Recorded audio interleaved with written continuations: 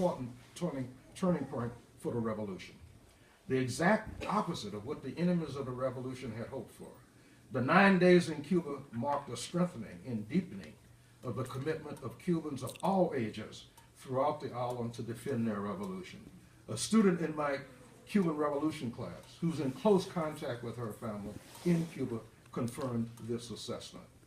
Also in his speech, Raul said, echoing the president of Algeria, that one of Fidel's great strengths, assets, was his ability to see into the future.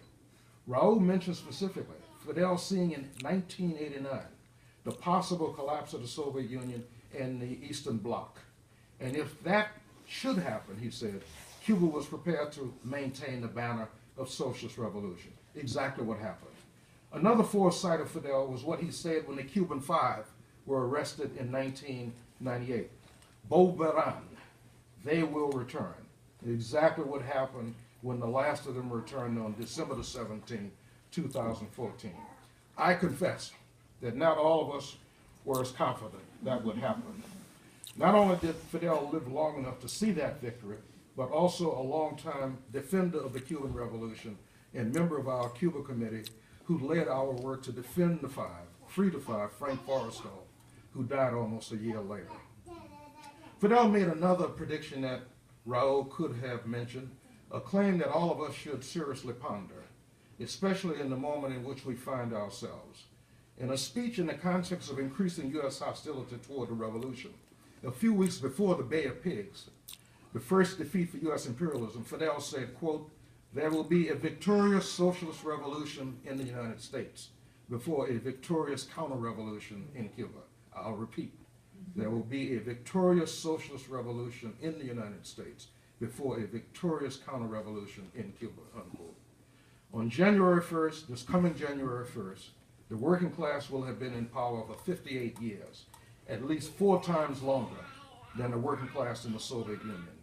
Despite the plans of the Obama administration and no doubt his successor, there has been no victorious counter-revolution.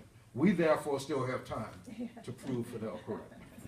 Fidel's revolutionary optimism, his unwavering confidence in the working class, what his words captured and what his enemies hate, is the real Fidel. For those of us still trying to absorb the significance of Trump's election and who may have fallen into a bit of pessimism, never forget that moment after the Granma landing at the end of 1956, when 82 fighters who were on the yacht, the Granma yacht, were shipwrecked.